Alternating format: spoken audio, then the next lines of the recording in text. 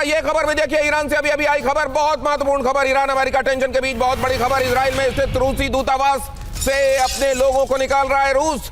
Israel स्थित रूसी दूतावास के कर्मचारी और उनके परिवार के लोगों को वापस ला रही है रूसी फौज। रूसी दूतावास के लोगों को रूस की सेना तत्काल प्रभाव से निकाल रही है। 24 घंटे के भीतर तीसरा विमान इजराइल भेजा गया था। किसी बड़ी घटना के होने की आशंका जताई जा रही है और ये इशारे स्पष्ट बता रहे हैं कि ईरान में इस बार जो हो रहा है वो पहले की घटनाओं की एन पुनरावृत्ति जैसा नहीं है। महेश सचदेव सर, आपको भी लग रहा है इस बार का जब अब कुछ अनयूजुअल है? हर बार ऐसे वाकया होते हैं तो ऐसे ही कहा जाता है कि वो अनयूजुअल है, लेकिन जो मैं तुलना करना चाहूँगा वेनेजुएला में जो हुआ है और जो ईरान में होने को है, अगर ऐसी संभावना व्यक्त की जा रही है। वेनेजुएला में सत्ता केंद्रीकृत थी। बोलिवियार रेवोल्यूशन के चाविस्ता पार्टी के साथ सारे अस्त्र शस्त्र और राजनीतिक सत्ता थी। ईरान में सत्ता का काफ़ी विकेंद्रीकरण हुआ है, जो कि स्पिरिचुअल लीडर अलग हैं, सत्ता में राष्ट्रपति अलग हैं, लोकसभा के अध्यक्ष अलग हैं, गार्जियन काउंसिल अलग है, सेना अलग है, पासदारान या रेवोल्यूशनरी गार्ड अलग है। वहाँ पर समाज भी एकीकृत नहीं है। शिया लोगों का बोलबाला है, लेकिन सुन्नी भी हैं और कुर्द भी हैं और भी आर्मीनियन वगैरह भी हैं। तो इंपॉर्टेंट ऑब्जर्वेशन है सर, ये जो है सबको एक साथ लाना यहाँ मुमकिन नहीं है। यूनिफाइड कमांड नहीं है यहाँ पर। वैसे तो खामेनेई सर्वोच्च पद पर आसीन है, लेकिन ऐसा नहीं है। वहां पर हर एक वर्टिकल एक तरीके से स्वायत्त भी है और एक तरीके से एक दूसरे के इन्फ्लुएंस में भी है, जबकि वेनेजुएला के मामले में ऐसा नहीं था। हमारे सचदेव सर का कहना है। लेकिन क्या ऐसा इस बार दिखाई दे रहा है? डेल्टा फोर्सेस का यहां पर पहुंच जाना, तमाम दूतावासों में ये अलर्ट कर दिया जाना कि यहां से दूतावास के लोग निकलें, क्या वैसा ही है जैसा इसके पहले होता रहा है? क्या ये अनयूजुअल भी वैसा ही अनयूजुअल है जो अनयूजुअल इसके पहले की अनयूजुअल घटनाओं में लगता रहा? ईरान में बड़ी सैन्य मूवमेंट। अगली खबर देखिए, बड़ी सैन्य मूवमेंट शुरू। पश्चिमी ईरान में IRGC के हेलीकॉप्टर्स और फाइटर जेट्स की उड़ान। कई लड़ाकू विमान बेहद नीचे उड़ते देखे गए। एयर डिफेंस सिस्टम एक्टिवेट किए गए। आसमान में लगातार सैन्य हलचल जारी है।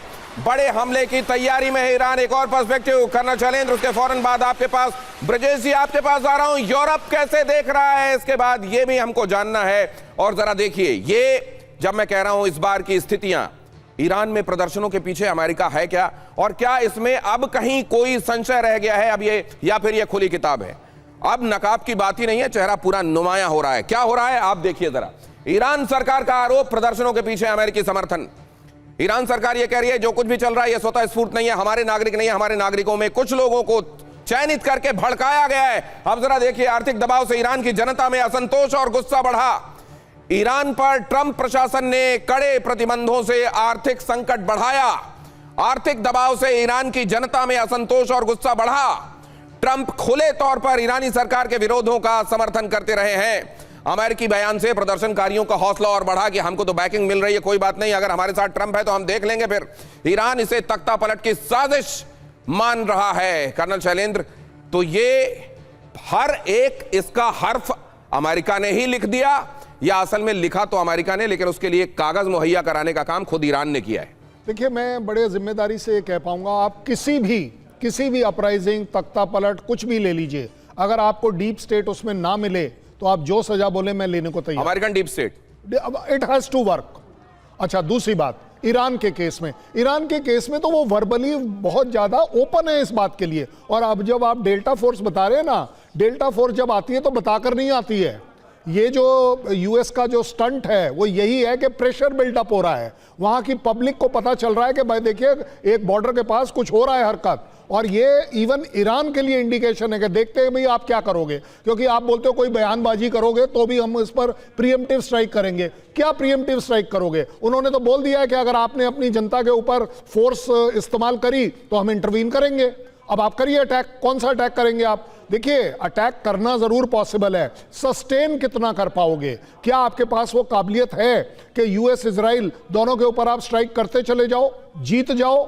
क्या जीतोगे? आपके अपने यहां। अच्छा सर, एक चीज और बताइए, जैसा आपने बताया कहीं पर भी अपराइजिंग के पीछे deep state has to be there, क्या ये बताइए यहां पर भी वेनेजुएला वाला ही फैक्टर है क्या? ऑयल रिजर्व से भी यहां भी फैक्टर है क्या, या कुछ और फैक्टर है? नहीं, देखिए, फैक्टर कई हो सकते हैं वेनेजुएला के साथ। इसका स्ट्रेट कंपैरिजन मैं इसलिए नहीं करूंगा कि यूएस के पास एक बड़ा अच्छा सा एक्सक्यूज था मदरो के लिए। क्या? नार्को टेररिज्म, कि वो नार्कोटिक्स वाला टेररिज्म कर रहे हैं। दैट मीन्स कि वहां पर उनको ये नहीं था कि उन्होंने प्रेसिडेंट किडनैप किया। उन्होंने कहा अभी 4 दिन नहीं हुए और आकर कह दिया वेनेजुएला हमारे अलावा किसी को तेल नहीं देगा। उसके बाद भी आप उसकी ड्रग कार्टेल वाली थ्योरी को बाय कर रहे हैं सर। मैं यही कह रहा हूं, मैं तो मान रहा हूं ना।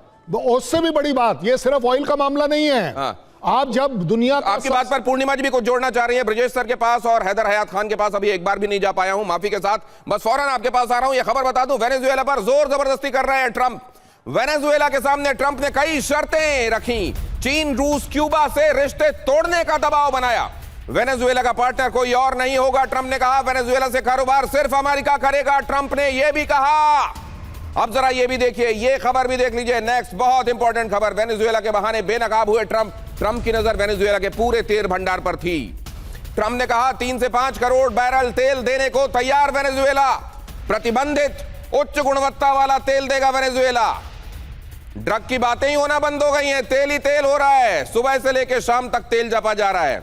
बेनकाब हुए हैं ट्रंप। ट्रंप ने क्या कहा है? ट्रंप ने कहा है वेनेजुएला अमेरिका को 3 से 5 करोड़ बैरल तेल देगा। ट्रंप ये भी कह रहे हैं ये तेल बाजार भाव पर बेचा जाएगा। अब वेनेजुएला के सामने ट्रंप की शर्तें क्या हैं वो भी जरा देखिए। वेनेजुएला को चीन, रूस, ईरान, क्यूबा से अपने रिश्ते खत्म कर लेने होंगे। डिक्टेट कैसे किसी मुल्क को किया जाता है, और फिर यह भी कहा जाता है वो तो एक सॉवरेन मुल्क है, हम उसके यहां इंटरवेन नहीं करते। वहां से गड़बड़ियां हो रही थी, पूरी दुनिया के लिए सिक्योरिटी थ्रेट था, ड्रग कार्टेल चलाया जा रहा था, इसलिए क्या करें, हमको वहां पर काम करना पड़ा। चीन, रूस, ईरान, क्यूबा से सारे आर्थिक संबंध तोड़ने होंगे, डिक्टेट दिया गया। तेल कारोबार सिर्फ अमेरिका के साथ करना होगा, यह भी कहा गया। वेनेजुएला में सिर्फ अमेरिकी कंपनियां ही काम करेंगी, यह भी कह दिया गया। अब जरा यह भी देख लीजिए। अब आपको एक बड़ा रेवोल्यूशन दिखा रहा हूं, इससे आपकी आंखें और खुल जाएंगी कि असल में अमेरिका कहता क्या है और करता क्या है। यह जरा देखिए, नशे का कारोबार करती थी सीआईए। 1990 में सीआईए की एंटी ड्रग यूनिट ने अमेरिका में 1 टन कोकेन, वो भी प्योर कोकेन सप्लाई की थी। जरा इस जगह पर अगर आप क्लोज कर पाए, सिर्फ इस जगह पर दिखाइए। ये न्यूयॉर्क टाइम्स नवंबर 20, 1993 की कटिंग में आपको दिखा रहा हूं। मतलब वहां पर अमेरिका किस तरीके से, और वहां की अपनी सीआईए की एंटी ड्रग यूनिट अपने ही देश में कोकेन को खपा रही थी, और इस बात को न्यूयॉर्क टाइम्स ने छापा था। एंटी ड्रग प्रोग्राम एजेंसी जो देख रही थी उसी ने यह काम किया, और pure cocaine to the United States was supplied. ये खुद एंटी ड्रग यूनिट ने किया था। 1 सीआईए ऑफिसर हैज रिजाइंड, लेकिन यह बताया गया कि इसके बाद भी कोई कार्रवाई इन लोगों पर की गई हो, कोई कानूनी कार्रवाई की गई हो, कुछ भी प्यूनिटिव किया गया हो, ऐसा नहीं था। तो ड्रग को लेकर असल में कितना कंसर्न है अमेरिका के अंदर कि वो जाएंगे और वेनेजुएला के ऊपर कार्रवाई कर देंगे। अगर इतना कंसर्न होता तो पहले अपना घर दुरुस्त करते। अपने घर में एंटी ड्रग यूनिट सीआईए की ये काम कर रही है और कह रहे हैं वेनेजुएला नार्को टेररिस्ट। सामने आ गया नकाब, एक तरफ चला गया कि ये पूरा तेल और सिर्फ तेल के लिए था।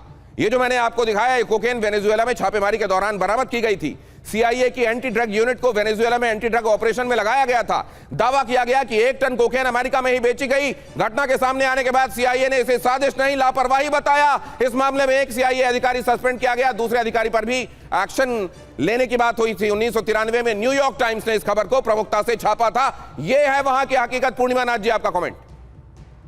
जी सर, पहले कोई बोल रहे थे कि वो ड्रग नारकोटिक टेररिज्म के लिए उसको पकड़ा गया, अभी ये प्रूफ नहीं हुआ है। यहाँ पे जो डेथ होती है फेंटेनिल पे होती है, फेंटेनिल आती है चाइना पे, और यहाँ पे वेनेजुएला से कितना आती है, पहले से कोई तो एविडेंस दिखाया नहीं है। और ड्रग के मामलों में जाके बोट के ऊपर बोट आप ऐसे ही ड्रोन से स्ट्राइक करके लोग मार रहे हो। 24 लास्ट टाइम मैंने जो देखा था वो 24 स्ट्राइक्स हुआ था और 84 लोगों को मार दिया था। आप ये वेनेजुएला निकाल दो, आप क्रॉस कर दो वेनेजुएला, इसमें आप इंडिया लिखा दो। चाइना से पंगा कैसे लेंगे मैम? चाइना से पूर्णिमा जी पंगा कैसे लेंगे? ये तो गरीब मारी की जाती है। 200 में से 174वें नंबर पर जो देश हो उसके ऊपर अटैक कर दो। देखो हमने अपने हिसाब से काम किया।